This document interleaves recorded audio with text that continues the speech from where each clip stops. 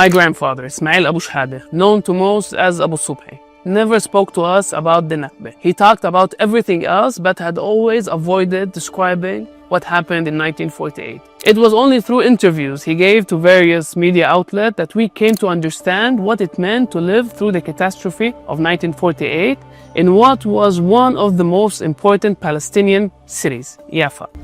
اللي صار بال 48 بنحكاش، ايش ما احكي كذب، وانا بحكي اللي شفته، بحكيش اللي سمعته، بحكي اللي شفته، وانا شفت كتير. 48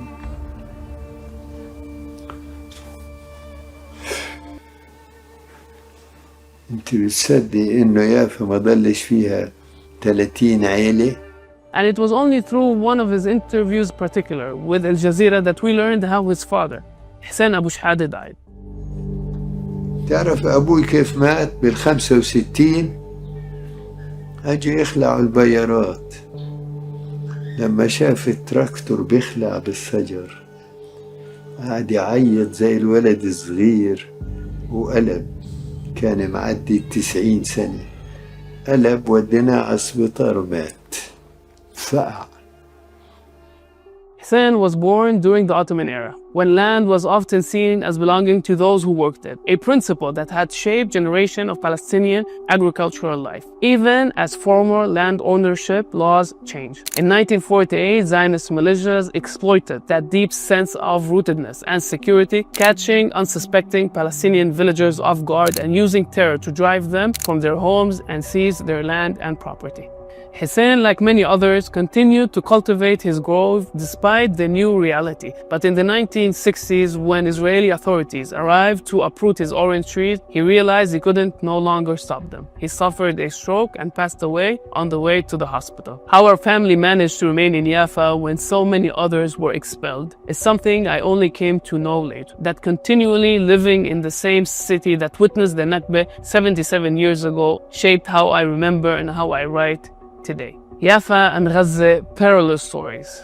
In memory of the Nakba and in light of the ongoing genocide in Gaza, I reflect on the parallel stories of Jaffa and Gaza, two coastal centers bound by loss and resistance. Jaffa was ethnically cleansed of its Palestinian population, destroyed and transformed into a playground for the world's wealthy. The richest people now stroll along the shores of its ruined neighborhoods. Hotels have been built atop of the city's rubble and even over its cemeteries. Across the Gaza Strip, entire neighborhoods have been obliterated, with heads of state openly calling it to be cleaned out by expelling its residents and turning it into a similar playground. When US President Donald Trump floated his vision of transforming the Gaza Strip into the Riviera of the Middle East, many dismissed it as an absurd fantasy. But what he proposed for Gaza had in fact already happened in Jaffa, once a thriving Palestinian center, now reduced to a marginal neighborhood within the Hebrew city, erected over its ruin, swallowing it whole. The magnitude of Jaffa's Nakba was not only material and political, but also cognitive.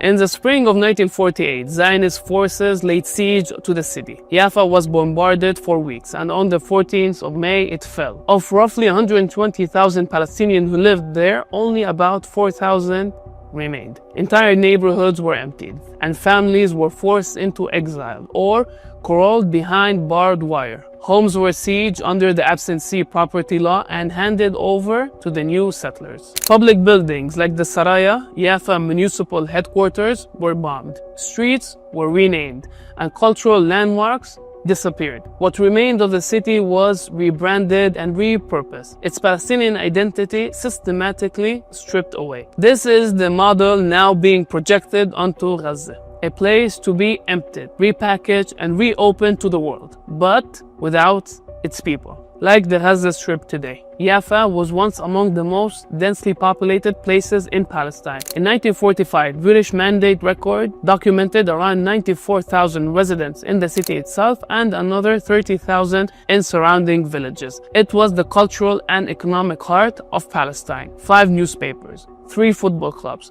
4 cinemas and theaters, printing houses, soap factories, and international shipping industry. Buses ran from Jaffa to Jerusalem.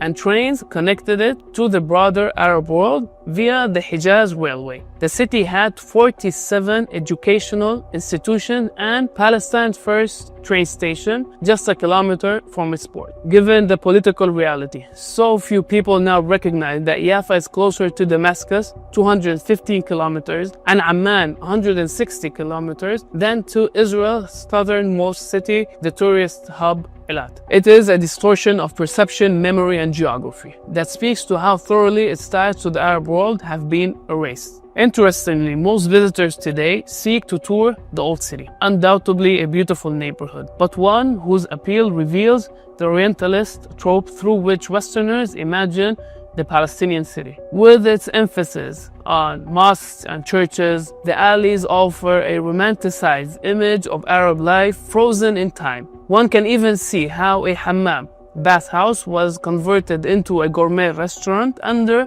the same name, even though its original meaning is simply restroom. The Old City then tells a tale designed to flatter Western sensibility, a fantasy of Arabs stuck in pre-modern times, before the white man arrived to modernize them. Jaffa's story as a political and cultural center lies outside the Old City. Only the keen-eyed will walk down Jamal Pasha Street, named after the Ottoman governor under whose rule Hassan Bey carried out an ambitious modernization plan for the city during the empire's final decades. At that time, a development project was launched to reshape Jaffa's urban landscape, leaving a distinctive agricultural imprint, or at least what remains of it. In the mid-1930s, Al Hamra Cinema was built. Upon its opening, the flag of the 1936 Arab Revolt was raised, and a large placard featuring legendary singer and actress Kulthum was hung for a screening of her film, The National Choir. The building still stands, though it was renovated in recent years after being purchased by the Church of Scientology. But while these scenes reveal the depths of urban life before 1948, the histories of Palestinian major cities have been pushed to the margin of its national narrative. In her book, Hidden from the View, Palestinian Women and Cities Until 1948, urban sociologist Dr. Manar Hassan criticizes national historiography for focusing primarily on the rural narrative, portraying the Palestinians of people of Fallahin, or peasant, expelled from their villages, while giving less attention to urban centers like Jaffa and Haifa. Perhaps as an occupied people, we wanted to counter the Zionist image of the kibbutznik and prove our connection to the land. Or maybe we sought to highlight the scale of the national catastrophe by invoking the figure of the peasant laborer. But given the scale of destruction of Palestinian urban life in Jaffa, Haifa, Akka, Ramle, Lid, we must now ask what happened to these cities and their inhabitants in 1948, and what might that tell us about Gaza's future. During an interview with the Jordanian channel Ru'ya, a young journalist asked my grandfather, Abu Subhi, please tell me how Jaffa used to be. He began describing life in the city before 1948. Then she asked him, how would you summarize the Nakba of 1948? نكبة 48 نزل على يافا صواريخ بدائية، بديش أبالغ، أما أكثر من 4000 صاروخ. ما ضلش بيافا إلا البسس، عن طريق البحر، عن طريق الشط، عن طريق الديابة. قامت القيامة راح. شو كنت حاسس بهديك الوقت؟ يعني كنت تطلع كل حواليك بلدك والأيام الحلوة وكل ذكرياتك عمالها بتنهد قدام عينيك والكل عم بيطلع، شو كان شعورك؟ أنا بحكي عن هجرة يافا وبصير أعيط خلص. My grandfather passed away in 2021, and on the way to the cemetery, I was in the back seat of a car with my father's cousin, a man in his late 40s who runs an auto repair shop. As we drove to visit my grandfather's grave, as we approached it, he suddenly bowed his head and said, Abu Subhi, today you can rest with the children of Saraya. He was referring to the major terror attack carried out by the Lehi militia Stern gang on the 4th of January 1948. Labeled a terrorist group by the British at that time, Lehi militant bombed the Saraya building, the former governor's palace, located outside the old city, killing 14 people and wounding 98. According to the Haaretz article published the following day, the building was used by the Jaffa municipality to provide social services and distribute food to needy children. My grandfather had been working further down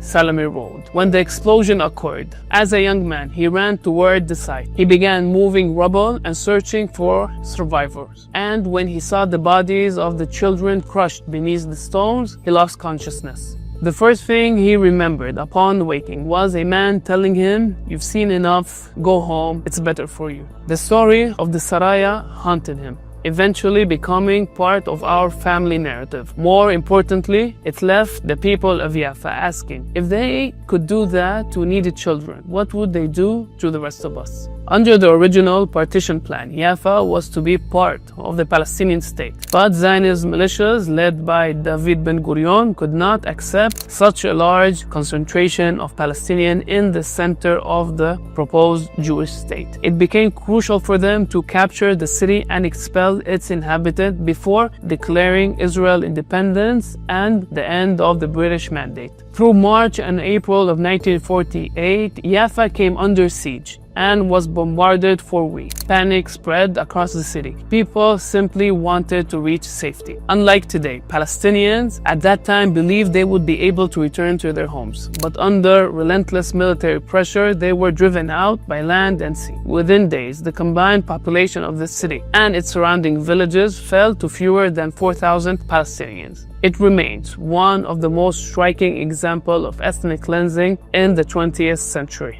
When I asked my grandfather how our family managed to stay, I learned that his father had deserted the Ottoman army before the First World War and made his way back to Jaffa. The journey took 6 months, traveling from Anatolia region to the northern Syria to Jaffa. He moved only at night, sleeping during the day because the Ottomans executed deserters. When my grandfather warned him of the dangers in 1948 and urged him to leave, he refused. He already knew the hardship of life as a refugee and said he would rather die than go through it again. And so our family remained intact. That was not the case for most Palestinians. Families were often torn apart. Some fled to Gaza, others to the West Bank or neighboring Arab countries. Most narratives of the Nakba end with the mass expulsion. The war was lost, the land seized, and some 80,000 Palestinians forced into exile as Israel began systematically demolishing Palestinian villages. But for those who remained, further stages of dispossession followed. Immediately after the war, the new state rounded up the remaining Palestinians in Jaffa and forcibly relocating them into the Ajami neighborhood. A barbed wire fence was erected around the area and no one was allowed to leave without a military permit. At the same time, the Israeli government passed the absentee property law, defining as absentee anyone who had been in an enemy country or territory between 29 November 1947 and the law enactment in 1950, including the West Bank, Gaza, Lebanon, Syria, and Jordan. Crucially, this law applied even to the Palestinians who had never left the borders of the new state. In Jaffa's case, most of those who remained were not originally from Ajami. Only a handful came from each surrounding neighborhood or village. Once confined to Ajami, soon labeled the ghetto by Jewish immigrants who linked it to Europe. They lost everything. The homes they were assigned become protected tenancy for 3 generations, later reduced to 2, and to this day, hundreds of third-generation descendants live under threat of eviction ordered issued by the courts. It is worth pausing to consider what happened when an entire city is stripped of its residents and its properties is stolen. Banks, theaters, home, furniture, gold, shops, public institutions. One might argue that Palestinian cities experienced the largest armed robbery of the 20th century. In the early 1950s, Israeli journalist and writer Moshe Similansky described Jaffa as undergoing Bulgarization following the arrival of immigrants from Bulgaria. The city acquired a new non-Palestinian character and was even promoted as a Bulgarian city. Photographs from that period show Jaffa thriving again. Banks reopened, theaters filled, shops and restaurants bustling, but without Palestinians. The city had been plundered and it continued to function under Jewish ownership. Ajami, where the Palestinians were forcibly relocated, became the Ajami ghetto. But even the ghetto would last for just a few years. In 1950, Israeli parliament, the Knesset, passed the unification of Jaffa and Tel Aviv law, transferring all of Jaffa municipal institution to Tel Aviv municipality. Symbolically, anyone visiting 45 Jerusalem Boulevard will find the old municipality building still owned by Tel Aviv municipality, now housing social welfare services. With the ghetto's dissolution, Palestinians still under military rule were officially permitted to work only within the Tel Aviv-Jaffa municipal boundaries. However, the removal of the barbed wire also had another consequence. Following the influx of Jewish immigrants after the Second World War, the new Israeli regime faced a housing shortage. A policy was introduced, allowing multiple families to share a single home, including in Ajami, which enabled Jewish immigrants to move into expropriated Palestinian houses. In some cases, Palestinians were forced to share their home with newly arrived Jewish immigrants. Among them were Arab Jews from North Africa who spoke Arabic at time, openly expressed their contempt for the Palestinians they now lived with under the same roof. In the first stage of the Palestinian Nakba was the loss of the homeland, and the second was the loss of the city and property, and the third was the loss of the home. The fourth stage of the Nakba was the loss of the belonging, the Nakba of the soul. Palestinians who had once lived in the most important city in the Arab world saw their lives upended, with a few years becoming a small minority in a Hebrew city, subjugated to harassment by both authorities and the Jewish immigrants. Dispossessed and alone in the world, many no longer even know the fate of their own families. These communities were forgotten and erased from history. For decades, both Jaffa and its remaining Palestinian community became pale shadow of their former selves. It was only through conversation with elders in the community, if they were willing to speak at all, that those of us in the younger generation were able to grasp their experience. Not only those from 1948, but also from the decades that followed. The rise of drug use and spread of alcohol, a growing problem that ravaged the community. New patterns of violence and crime emerged in the 1970s and 80s, turning Ajami into one of the most dangerous neighborhoods in the country. Ironically, to see what Ajami looked like then, one needs only to watch Chuck Norris' film Delta Force, which was filmed in the neighborhood during production. The crew was even granted permission to demolish houses there. Following the passage of UN Resolution 194, which reaffirmed the right of return for Palestinian refugees, the Israeli authorities launched a widespread plan to demolish Palestinian homes. The next time you see photos of Tel Aviv beach promenade, know that one of the city's largest and most populated Palestinian neighborhood, El Manshiyah, once stood there. It was systematically demolished during and after the Nakba, as Israeli authorities cleared the area to make way for new development. Few today remember that until 1967 war, the US maintained an armed embargo on Israel due to the unresolved refugee issue. For a time, the international community still spoke of the right of return as a matter of urgency and justice. Like the Palestinian community that remained, the city itself passed through three stages. First, destruction, then neglected, and now the phase of folklore. Today, Jaffa is marketed to tourists eager to experience Arab culture, tradition, food, and curated glimpse of what marked an authentic Arabian life, but without the Palestinian who built it. The latest transformation seeks to erase what came before. It turns history into aesthetics, offering the city not as a site of resistance or memory, but a cultural performance, a place where the remnants of Arab life are repackaged for consumption. Trump's plans for Gaza are often dismissed as absurd fantasies, but for Palestinians, they are a description of the past. History does not repeat itself exactly, but this time the Palestinians in Gaza understand that if they leave, they will be forced into exile outside the homeland. And as before, Arab armies will not defend the city. They will need to resist on their own. Today, there are about 20,000 Palestinians in Jaffa, and although it's easy to view our history tragically, I want to offer a different perspective. Despite everything, we remained. We resisted against the state's intensive efforts to erase us. We fought not only to survive, but to preserve our presence, memory,